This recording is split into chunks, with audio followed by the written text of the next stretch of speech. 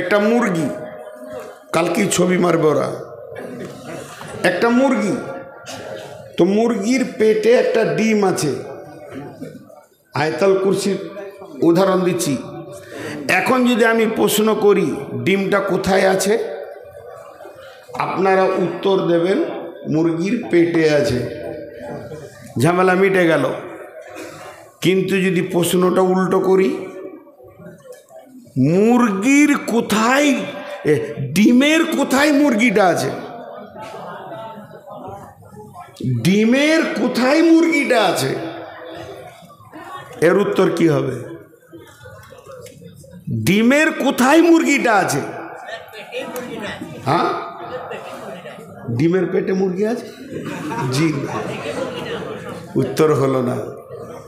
এর উত্তর হচ্ছে ডিমের কোথায় মুরগিটা আছে, সমস্ত ডিমটাকে মুরগিটা বেষ্টন করে ধরে আছে।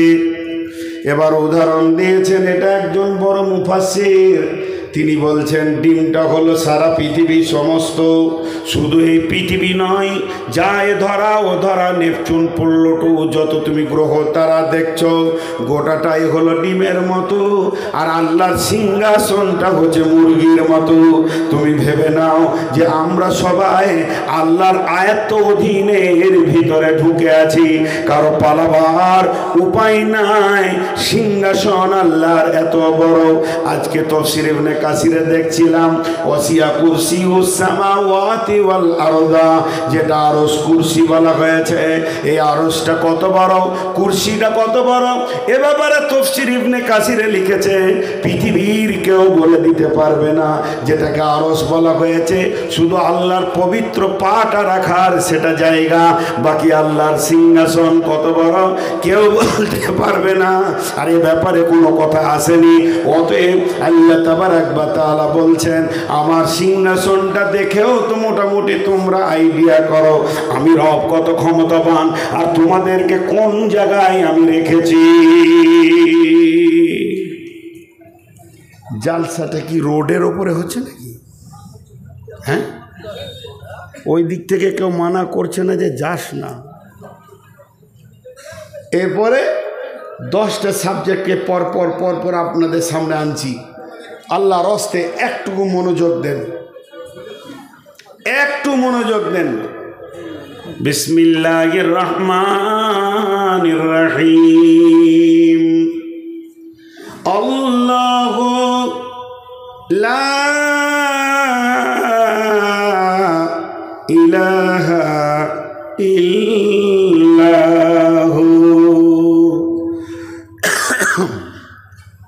আরেকবার বলছি, যদি আপনারা আমার সঙ্গে বলেন বড় খুশি হব, আল্লাহ খুশি হবেন। সকলে জোরে বলেন আল্লাহু লা ইলাহা ইল্লাহু। ওই আল্লাহ এক, নাই কোনো ইলাহ, নাই কোনো মাবুদ, নাই কোনো ইলাহ ইল্লাহু, শুধুমাত্র তিনি একাই মাবুদ। কেন? লাত মানাত উজ্জা হবল দেব দেবী মাজার পাজার ফাজার যত আছে বাজার, এগুলো কেউ নয়। আমার হায়াতের মালিক, আমার মতের মালিক, আমার রুজির মালিক, আমার তকদিরের মালিক পৃথিবীর কেউ নয়। না না না, ইলাহ শুধু একজন, ইল্লাহ সেই আল্লাহ যিনি আমাদের মাবুদ, জানের মালিক, যিনি আমার আপনার রুজির মালিক, হায়াতের মালিক, মতের মালিক, তিনি হলেন আমাদের আল্লাহ।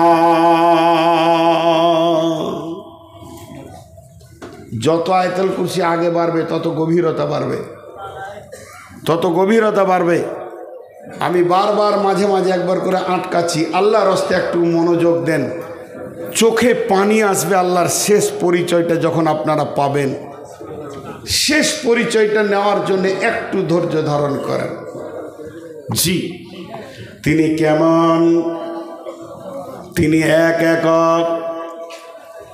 আমরা সকলে কালেমায়ে তাইয়্যিবা পড়ি, লা জোরে বলেন, লা ইলাহা ইল্লাল্লাহ। প্রথমে না, তারপরে হাঁ।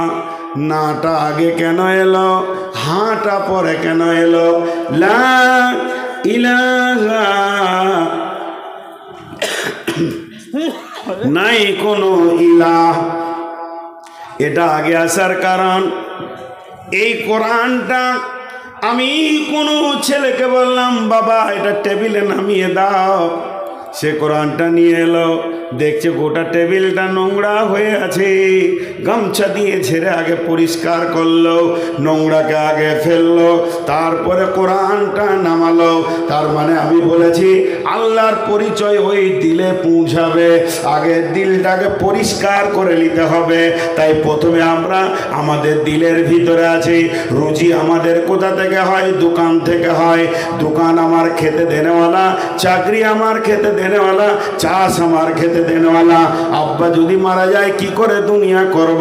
চাকরি না থাকলে কেমন করে চলব? যেগুলোকে তুমি ইলা বানিয়ে রেখেছো মনে মনে, বাকি অন্য জাতিরা হতভাগা কিছু মুসলমান আছে, তারা পীর পাইগম্বর গাউস কুতুব আবদাল মাজার ফাজার পাজার পূজাতে ভরে থাকে।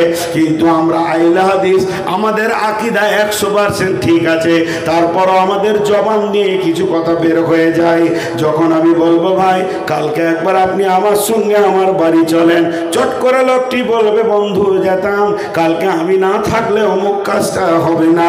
ভাইরা আমার, এটাই তোমার বড় খারাপই কাজ হয়ে গেল। তোমাকে বলতে হবে আমাকে আল্লাহ একটা কাজের দায়িত্ব দিয়েছে, আমাকে দিয়েই আল্লাহ কাজটা করাবেন, তাহলে তুমি আল্লাহকে সঙ্গে পেয়েছো। বিদায় তোমাকে প্রথমে দিলের নোংরাটা পরিষ্কার করতে হবে। এর জন্য আল্লাহ বলছেন আল্লাহ, ওই আল্লাহকে লা ইলাহা, নাই কোনো ইলাহ, ইল্লাহ, তিনি এক একক। তিনি কেমন? তার এবার পরিচয় শুরু হলো। লা তাখুযুহু সিনাতুন ওয়ালা নাওম, লা তাখুযুহু সিনাতুন ওয়ালা নাওম, আল্লাহু লা ইলাহা ইল্লা হুয়াল হাইয়ুল কাইয়্যুম, ইল্লা হুয়াল হাইয়ুল কাইয়্যুম।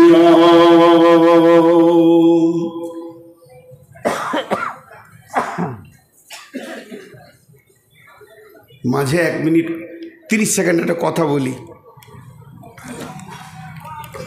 জ্বরে পড়েছিলাম 3 দিন, প্রচণ্ড কষ্ট, বুকের ব্যথা। সেই 3 দিনের পর আজকে দ্বিতীয় দিন জালসা করছি, এই জন্য আমার কষ্ট হচ্ছে। কাশি আসছে, কখনো কখনো ওষুধ খেয়ে উঠেছি। তো এই জায়গাটা শুনেন, তিনি হাইয়ুল কাইয়্যুম। হাইয়ুল মানে সদা জীবিত, মউত কোনোদিন আল্লাহকে স্পর্শ করবে না, মউত কোনোদিন আল্লাহকে স্পর্শ করবে না। এবার এই গুণটা সমস্ত আল্লাহর সঙ্গে লাগান। পৃথিবীতে যত আল্লাহ আছে, রাম মরে গেছে, আর কেউ মরে গেছে, দশরথ মরে গেছে, আর খ্রিস্টানদের যারা আল্লাহ বলে যিশু সেও মারা গেছে, তাহলে মুসাকে যারা আল্লাহ বলে তারাও মারা গেছে, মারিয়ামও মারা গেছেন। তাহলে যারা মারা গেছে এরা তো আল্লাহ নয়।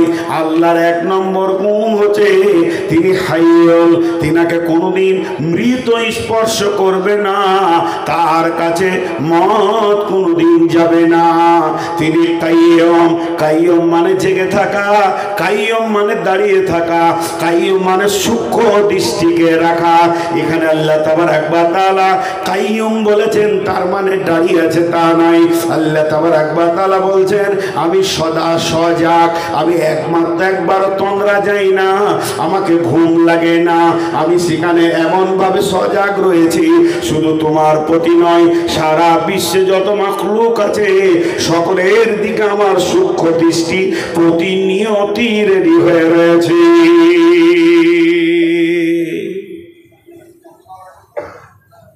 আমাদের ওখানে একটা ঘটনা ঘটেছিল, বুঝছেন।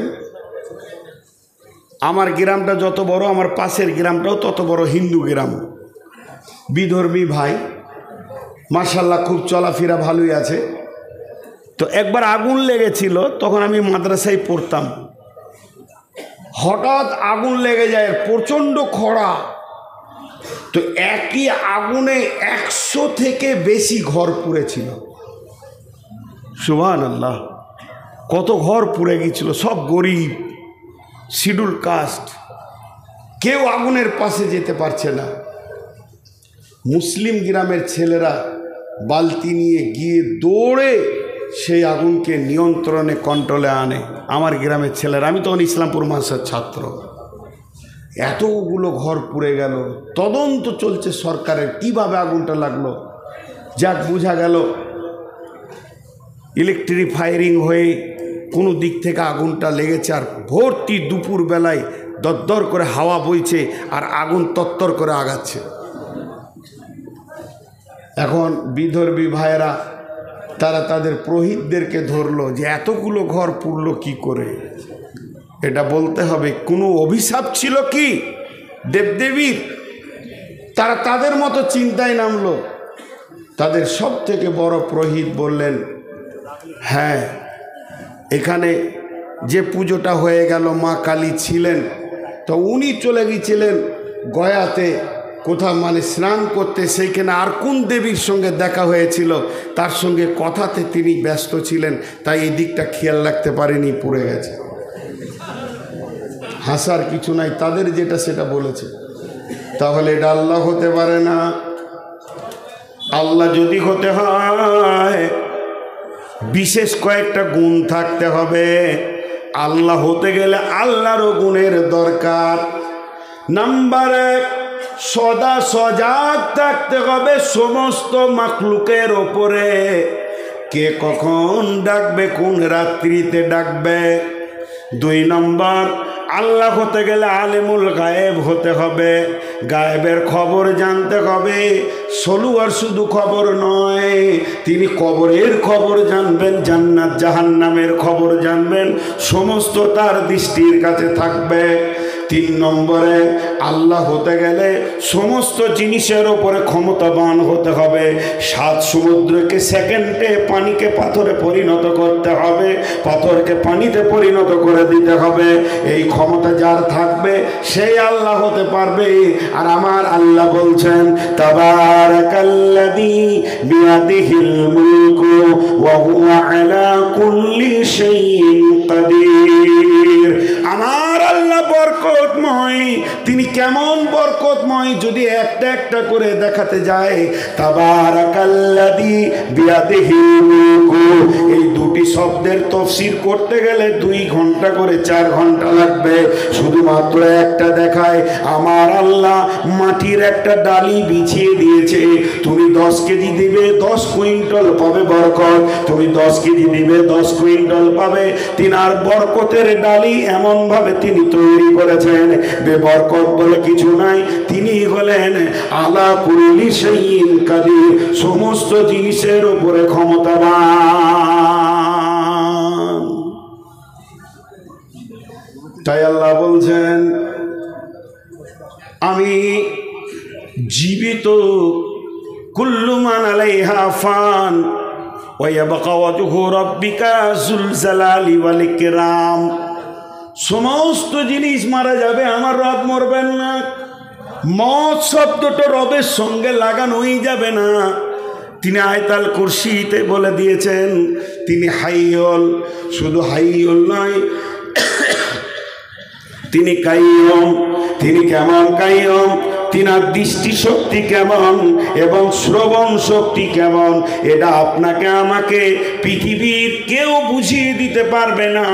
তবে আমার নবী বলে গেছেন, বুখারী শরীফের হাদিস, আলো আঁধার রাত্রিতে, আমাবস্যার রাত্রিতে, আমাবস্যার রাত্রিতে একটা হলো কালো, দ্বিতীয় হলো কালো পাথর, তৃতীয় হলো কালো পিপলিকা। 3খানা কালো কথা বলা হলো। আমাবস্যার রাত্রিতে কালো পাথরের ওপরে যদি কোনো কালো পিপলিকা হাঁটে, আল্লাহ তাবারাক ওয়া তাআলা তার পায়ের শব্দ শুনতে পান এবং তার পাটা কোথায় পড়ছে সেটাও দেখতে পান। বিশ্বনবী বলছেন, আল্লাহর দৃষ্টি এত সূক্ষ্ম গো, হে আমার উম্মত উম্মাত জেনে রাখো, তুমি যাই করো না কেন আল্লাহর দৃষ্টির বাইরে কিছু করতে পারছো না।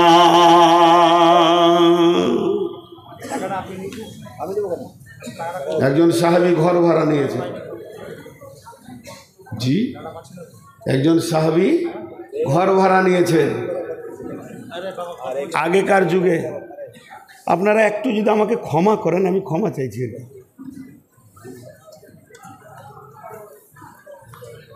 কালিতে করে লিখছে, আগেকার যুগে সে কালি ছিল দেখেছেন, যে একটু কালি বেশি পড়ে গেলে মাটি দিতে হতো, মনে আছে আপনাদের? আরে নিপের কলম, লিখতে লিখতে একটু কালি বেশি পড়ে গেলে মাটি দিতে হতো। তো সাহাবীদের যুগে তো সেই স্বরের কলম ছিল, ডুবি ডুবে লিখত। ওরকম লিখছেও, হিসাব করছে, ব্যবসা ট্যাবসা করে হয়তো, আর একটু কালি বেশি পড়ে গেছে, চট করে ঘরের এমনি করে মাটি ধরেছে, ওই মাটিটা দিবে। যেই মাটিটা ধরেছে ওর মন ওকে বলছে, রে আল্লাহর গোলাম, তুমি ঘরটা ভাড়া নিয়েছো বাস করার জন্যে, মাটি তোলার জন্যে নয়। এমন একটা দিন অচিরেই আসছে, তোমার রব দেখছে তুমি এই মাটিটা তুলছো, এটাও কিয়ামতের দিনে বিচার হবে। ফামাইয়ামাল মিসকালা যাররাতিন খায়রান ইয়ারা ওয়া মাইয়ামাল মিসকালা যাররাতিন শাররান ইয়ারা। আল্লাহ এমন কাইয়্যুম, আল্লাহ এমন সূক্ষ্ম দৃষ্টি। আমার পকেট থেকে আপনি 2 টাকা চুরি করেছেন, আমি জানি না আপনি আপনার কিনা বাসে টাকা ফাঁকি দিয়ে দিয়েছি। আমি কুমড়াদহ ব্রিজে নেমে গেলাম, বাসের কন্ট্রাক্টর দেখে নাই, বাসের মালিক দেখে নাই, বাসের ম্যানেজার দেখে নাই, 2 জন ক্লিনার ছিল তারাও দেখে নাই। আপনার কিনা আমি মনে মনে খুশি হয়ে বাড়ি চলে এলাম। আজকের দিনে আমি ধরা খাইনি। বহরমপুর ট্রেন থেকে নেমে টিকিট না কেটে আমি বাড়িতে চলে আসলাম। পৃথিবীর কেউ না দেখলে আমার আল্লাহ কাইয়্যুম তোমার নামের লিস্টিতে একটা ঋণ লেখা থেকে গেল, একটা তোমার মানে বেঈমানি লেখা থেকে গেল। এটার জন্য তুমি অপেক্ষা করো, কঠিন কিয়ামতের দিনে তুমি বিচারের অপেক্ষা করো। সঙ্গে সঙ্গে মাটিটা ছেড়ে দিল। বন্ধুরা আমার, আল্লাহর পরিচয় না থাকার কারণে আমাদের ইবাদতে মন বসছে না, আমাদের হারাম ভালো লাগছে। তাই আমার আল্লাহ বলছেন, আমি হলাম হাইয়্যুন, আমি হলাম কাইয়্যুম।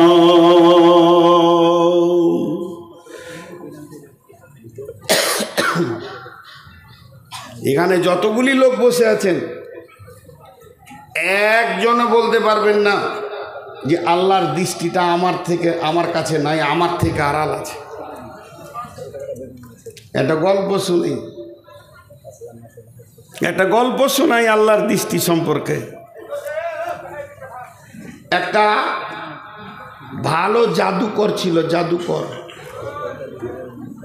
তো জাদুকর ভালো ভালো জাদু করতে পারত। একজন 2টি ছেলেকে নিয়ে গেছে যে আমার ছেলে 2টাকে জাদু শিখিয়ে দাও। তো জাদুকর বলছে, আমার এখানে অ্যাডমিশন পরীক্ষা হবে, পরীক্ষায় ফেল পড়লে নিব না, পাস পড়লে নিব। বলছে পরীক্ষা নেন।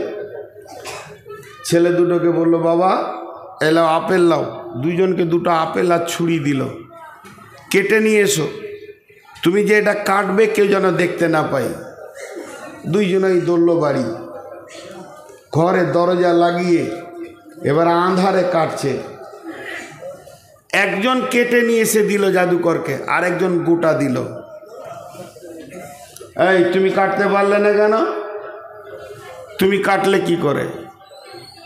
যে কাটলো সে বলছে, হুজুর গুরুদেব, আমি বাড়িতে গেলাম, দরজা লাগালাম, সমস্ত পর্দা টেনে দিলাম, খাটের নিচে ঢুকে গেলাম যেন কেউ দেখতে না পায়, কালো কম্বলটা ঢাকা নিলাম, তারপর হাঁড়ির ভিতরে পানি দিয়ে পানির ভিতরে হাত দিয়ে কেটে ফেলেছি, পৃথিবীর কেউ দেখেনি। একে বললে তুমি কেন কাটতে পারলে না? তখন বলছে, আমি বাড়ির ভিতরে গেলাম, ও যতগুলো কাজ করেছে আমি অতগুলি কাজ করলাম। যখন আপেলের গায়ে আমি চাকুটা লাগাচ্ছি, এরপরে কাটবো, এমন সময় আমার মন বলছে তোর গুরু তোর ওস্তাদ বলেছে এমন জায়গায় কাটবি কেউ যেন না দেখে, কিন্তু পৃথিবীর কেউ না দেখলে তোর আল্লাহর সূক্ষ্ম দৃষ্টি তোর চাকুর উপরে রয়েছে। এটা যখনই আমার মনে পড়ে গেছে, ওস্তাদজি আমি কাটতে পারিনি। বলে বাবা, ইসমে আজম তুমি শিখতে পারবে, আল্লাহকে তুমি গ্রহণ করতে পারবে। আল্লাহ এমন একজন, প্রতি সেকেন্ডে আপনি পায়খানার ভিতরে গোপনে কোন জায়গায় পাটের ভুঁয়ে গোপনে এবং লুকিয়ে যে গুনাহ করেন না কেন, আমার রবের চোখের বাইরে গুনাহটা হচ্ছে এ কথাটা ভুল। আমার রব সব দেখছেন এবং জানছেন। ইনারই নাম হচ্ছে হাইয়ুল কাইয়ুম। 3 নম্বরে আমার আল্লাহ বলছেন লা তাখুযুহু সিনাতুন ওয়ালা নাওম। আমাকে তন্দ্রা তো দূরের কথা, ঘুম তো দূরের কথা, আমাকে তন্দ্রাও পর্যন্ত স্পর্শ করে না।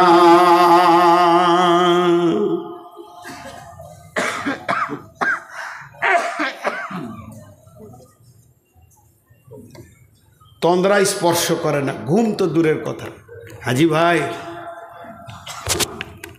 ঘুমানোর মতো গুণটা আল্লাহর দরকার নেই। যে ঘুমায় সে আল্লাহ, যে ঘুমায় সে আল্লাহ, আল্লাহ নাই। দেখবেন যিশু ঘুমিয়েছে, মারিয়াম ঘুমিয়েছে, মুসা ঘুমিয়েছেন, ইহুদি খ্রিস্টান নাসারা আরও যত জাতি আছে তাদের আল্লাহরা ঘুমায়, কিন্তু আমার আল্লাহ, জোরে বলেন আমার আল্লাহ ঘুমান। কেন ঘুমান না? একটা ইসরায়েলি কথা বলছি, জৈব কথা আগে বলে দিচ্ছি, এগুলো জাল জৈব, এগুলো বড় বড় আলেমরা বলছে কোনো ঘটনাই লই, কিন্তু একটু উদাহরণস্বরূপ লেন। ইসরায়েলি ঘটনা, নবী মুসা বলছেন আল্লাহ আপনি কি ঘুমান না? আল্লাহর সঙ্গে কথা চলতো, মুসা কালিমুল্লাহ। আবার বলছি এগুলো জাল জৈব, তারপর একটু বুঝানোর জন্য বলছি। আমার আল্লাহ বলেন মুসা রে তুই পাথরের ওপরে বসে যা। নবী মুসা পাথরে বসে গেলেন, 2 হাতে 2টি কাঁচের পেয়ালা দিলেন, আর কিছুক্ষণের মধ্যে ঘুম চলে এসেছে। আর যেই এমনি করে ঢুলটা এসেছে, পেয়ালা 2টা পড়ে গেল, ভেঙে গেল। আল্লাহ বলছে মুসা পেয়ালা কয়? বলে ভেঙে গেছে। বলে সামান্য তন্দ্রাতে যদি তোর হাতে 2টি পেয়ালা ভেঙে যায়, এই বিশ্ব ভূমণ্ডলে কোটি কোটি তারা, কোটি কোটি নক্ষত্র, আর কত গ্রহ তারা আমার হুকুমে পরিচালিত রয়েছে। আমি যদি একবার ঘুমিয়ে যাই, বিশ্ব ভূমণ্ডলটা তুলোর মতো ধ্বংস হয়ে যাবে রে, পেয়ালাটার মতো ভেঙে যাবে। আমি আল্লাহ এগুলোকে নিয়ন্ত্রণে রেখে দিয়েছি। শুধু তাই নয়, আমি যদি ঘুমিয়ে যাই, এখন ডাক্তার ঘুমিয়ে গেছে, 40 বার ফোনে পেলাম না, দরজায় গিয়ে লাত মারলাম, তখন ডাক্তার ঢুল ঢুল অবস্থায় এসে বলছে কি হয়েছে? বলে আমার মেয়ের প্রসব যন্ত্রণা উঠেছে। বলে ফোনটা কেন ধরলে না? বলে সাইলেন্ট করে রেখেছি। এটাই যদি রবের হয়ে যেত, তাহলে আপনি আমি রবকে কখন পেতাম? আপনি রাত্রি 12টায় ডাকেন আল্লাহ, আল্লাহর বিজি নাই, আল্লাহর ঘুম নাই, এক চান্সে আল্লাহ বলবে লব্বাইক বান্দা। কি হয়েছে বল? আল্লাহ বিপদে পড়েছি, গভীর রাত্রিতে মাঠে একা পড়ে গেছেন, রবকে সঙ্গে করলেন। বিশ্বনবী বলছেন মুমিন কোনোদিন একা থাকে না, তারা যদি 2 জন থাকে তো সঙ্গে আল্লাহ 3 জন। সে যদি একা কোথা থাকে, সে ভাববে আমার সঙ্গে আল্লাহ রয়েছেন 2 জন। মুমিন কোনোদিন একা নয়। আল্লাহর নবী মুআজ বিন জাবালকে বলছেন, মুআজ বিন জাবাল রে ওয়াকিফহুম ফিল্লাহ, তুমি যেখানেই যাও না কেন আল্লাহর ভয়কে সঙ্গে রাখবে, দেখবে আল্লাহ তোমার সঙ্গে রয়েছে। অতএব আল্লাহর মতো বস্তু যতটি 12টায় ডাকেন, আমাদের এখানে রাত, আমেরিকাতে 24 ঘন্টা তো আজান চলতেই রয়েছে, রব তাদের ডাকে সাড়া দিচ্ছেন। শুধু তাই নয়, গভীর রাত্রিতে হসপিটালে কেউ কাঁদছে, আল্লাহ তাকে সাড়া দিচ্ছেন। এখানে জালসার মাহফিলে আমরা আল্লাহর পরিচয় নিচ্ছি, আল্লাহর কান এখানে আছে। সারা বিশ্বের সমস্ত কথা একই সঙ্গে তিনি শুনতে পারেন, আর একই সঙ্গে জবাব দিতে পারেন। তিনি হলেন লা তাখুযুহু সিনাতুন ওয়ালা নাওম।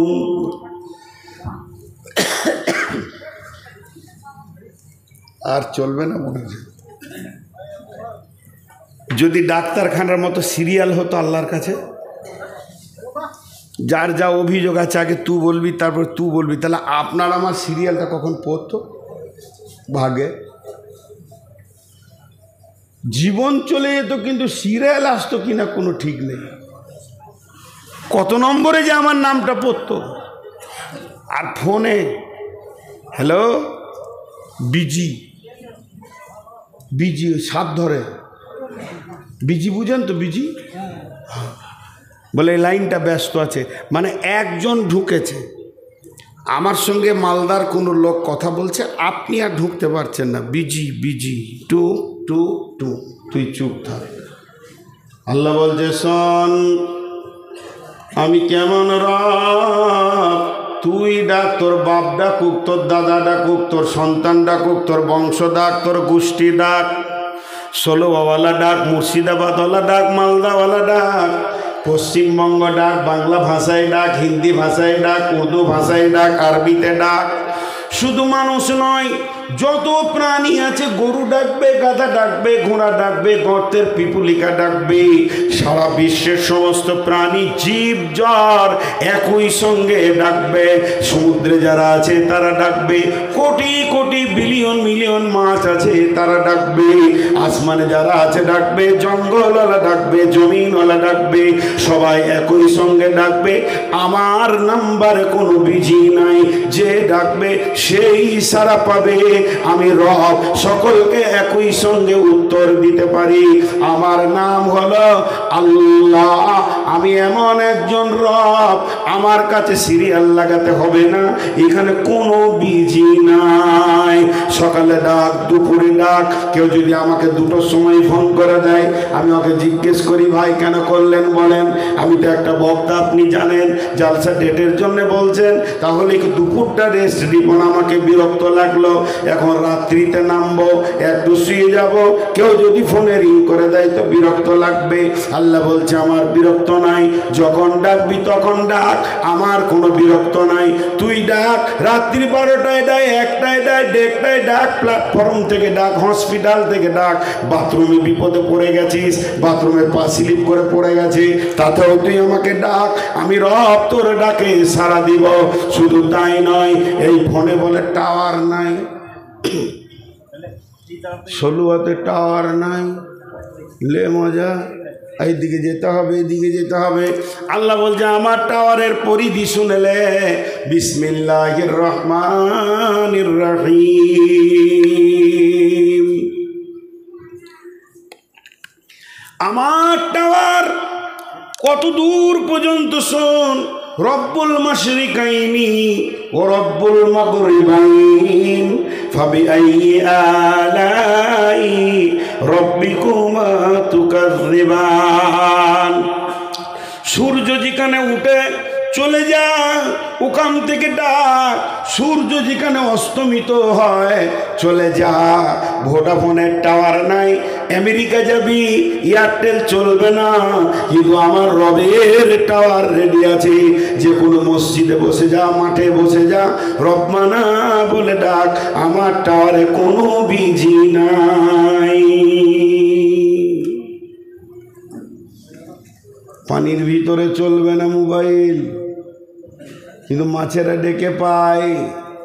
শুধু তাই নয়, ইউনুসকে যে মাছটা গিলেছিল, কোরআন বলছে সালাসাতা জুলুমা, 3টে অন্ধকারে ঢুকে গেছে সে। একটা পানির অন্ধকার, তারপরে মাছের অন্ধকার, তার ভিতরে পাকস্থলী, একটা হলো জেল, জেলের ভিতরে সেল, সেলের ভিতরেও সেল। ইউনুস এই পাকস্থলীতে, মাছটা যে জায়গায় ছিল সমুদ্রে 800 মিটার নিচে, বর্তমানে বিজ্ঞানীরা বলছেন 1-2 মিটার নয়, 800 মিটার নিচে, অর্থাৎ কম বেশি 1 কিলোমিটার নিচে মাছটা ছিল। ইউনুস সেই মাছের পেটের ভিতর থেকে রবকে ডেকেছে, লা ইলাহা ইল্লা আনতা সুবহানাকা ইন্নী কুনতু মিনাজ জালিমিন। আমি ইউনুসের ডাক আরশ থেকে শুনেছি, আমার নাম আল্লাহ, আমি হাইয়ুল কাইয়ুম, লা তাখুযুহু সিনাতুন ওয়ালা নাওম, আমাকে ঘুম তো দূরের কথা তন্দ্রাও স্পর্শ করে না।